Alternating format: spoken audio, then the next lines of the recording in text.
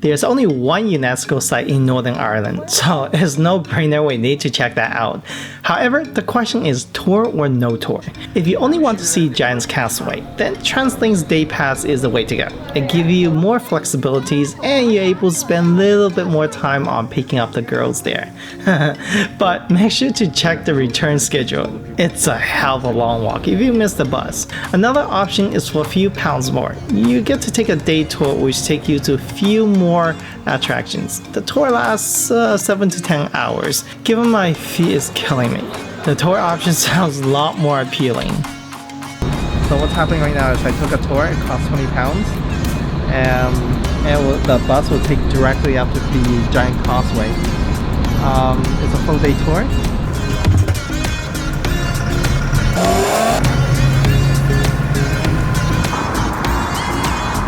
First stop over here at the Carrickfergus Castle. It's one of Northern Ireland's most important historical monuments.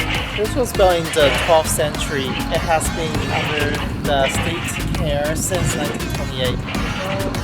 It's a very short, brief stop, so we are not going to go in because it's 20 minutes we are allowed to be out here.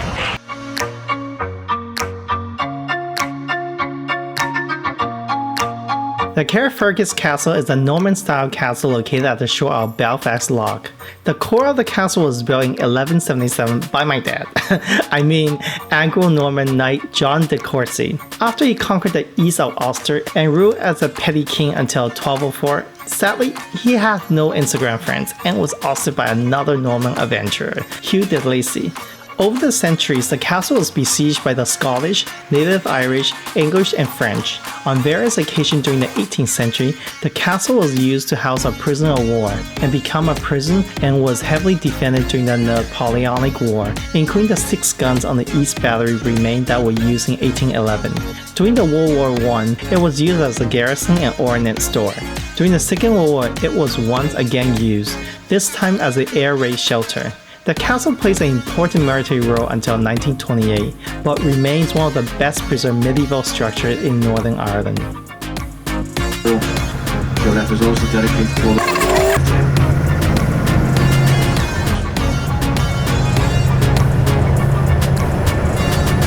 but a bit misty out there today.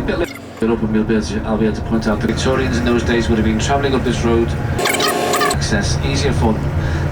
Our bus traveled on a scenic drive along the Causeway Coastal Route, renowned as one of the most scenic coastal drives in the world. There are many small British towns and villages along the route, and our stop brings us to one of them, and where you get 15 minutes of free time to wander around or grab a bite and use the toilet.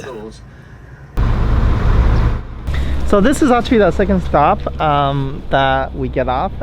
It's a very picturesque town. It's I don't know the name, sorry.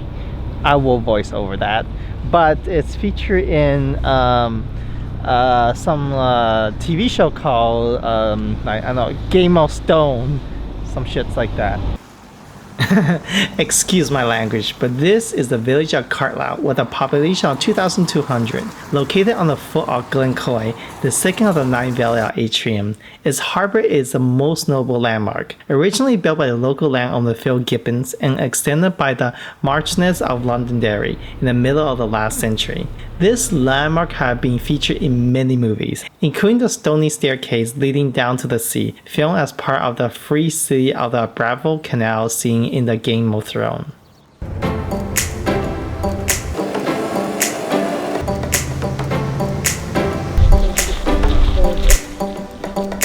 For those of you who loves hiking or nature or want to shed some pounds or all of above, good news, we are stopping near the small village of Ballytoy. There is a path leading to a famous rope bridge called Carrick-a-Rede. While it's free to enter the area, the ticket is needed to cross a 20-meter bridge linking the mainland to a tiny island of Carrick-a-Rede.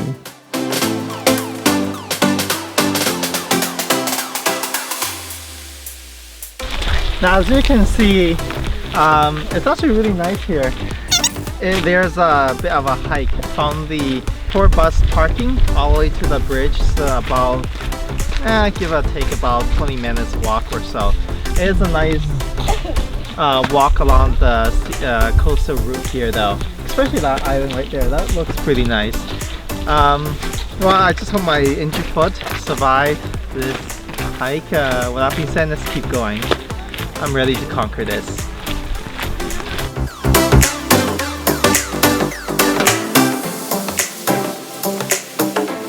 Sadly, the hike was too much for my foot and I couldn't make it to the bridge, but I can tell you over 500,000 people make it each year. It is thought that salmon fishermen have been building bridges to the island for over 350 years.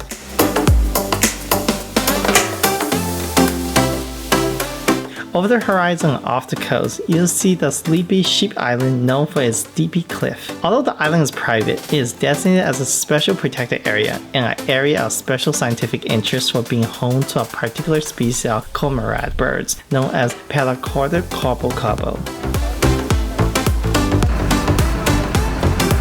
Now that's not one of my badges.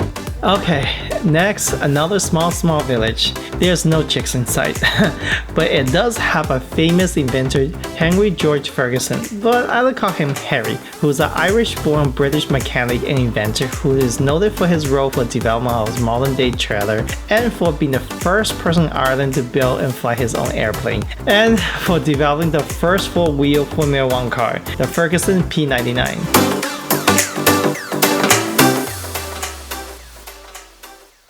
Our driver said he needed a motivating drink to be a better driver. Irish whiskey to be exact. So our next stop, Old Bushmills Distillery, one of the oldest in the whole of Ireland dating back to 1608. Okay, this is the next leg of the tour. They bring you to an Irish whiskey distillery and no, it's not free, you have to pay for it. It's pretty okay, I guess. Like, I'm not a big drinker, so let's get going. To live a high life, you definitely need to pair up your drink with some fine dining, so our next stop solved this problem. The Dunluce Castle is now a ruin, built during the medieval period. The first castle on the site was built during the 13th centuries and the seat of the Medieval clan. The castle is surrounded by extreme steep drop on either side, which may have been an important factor to the early Christians and Vikings who were drawn to this place where early Irish fort once stood. Now, if you wonder why it became a ruin, here it is. This is the another stop. It's just a quick photo stop of a castle called Dunluce Castle. It used to be a KFC joint in there, but no one's eating fried chickens anymore, and it fell into disrepair. I guess people are eating a lot more healthier diets, and that's what happens. But I heard that there's going to be a Burger King moving into that castle, so hopefully it won't.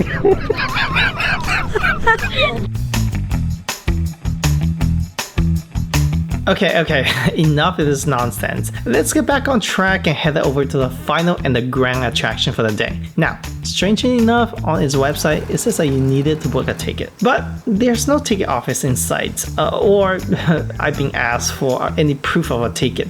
The shuttle bus drops you off at the coach parking, and once you get in here, you have to hike all the way down there. It's roughly about 15 minutes hike, but because my leg's really getting bad, I'm going to go with a shuttle option. It costs £1 or 1.2 euros to get down there by the shuttle.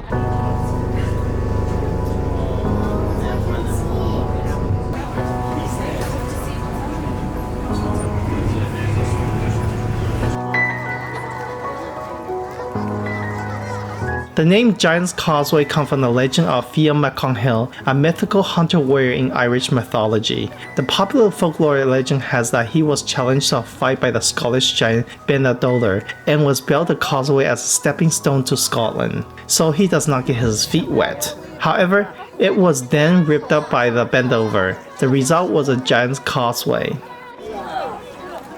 So this is the famous Giant Causeway. Is Northern Ireland's only United Nations World Heritage Site and ranked as the #1 natural wonders in the United Kingdom.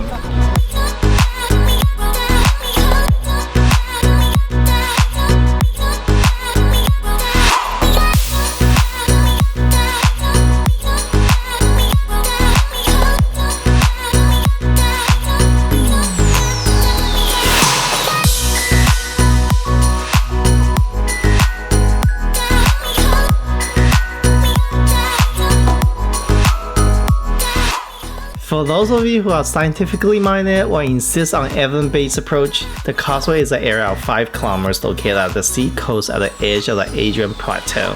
The site was formed between 50 to 60 million years ago during the Pliocene epoch, when the Adrian was subject to intense volcanic activities. One theory points to the fact that molten lava from a massive eruption flowed into the sea. It cooled rapidly and shrank into some 40,000 large, perfectly shaped hexagons of basalts, although there are some with 4, 5, 7, or 8 sides.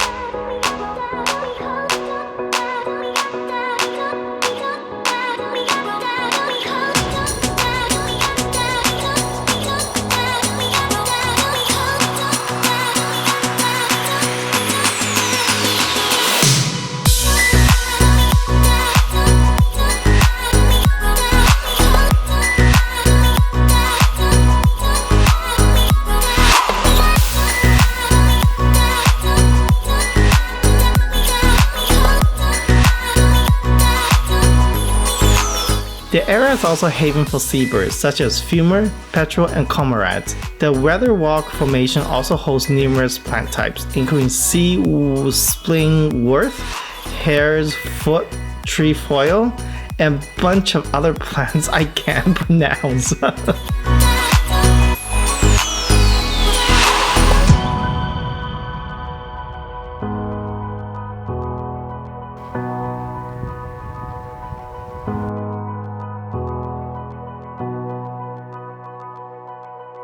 Here we go. The reason I'm wearing sandals is because my foot injury, and also my shoes is really wet. Man, I have to rush because my bus leaves at 5:20. I know the driver will actually leave without me.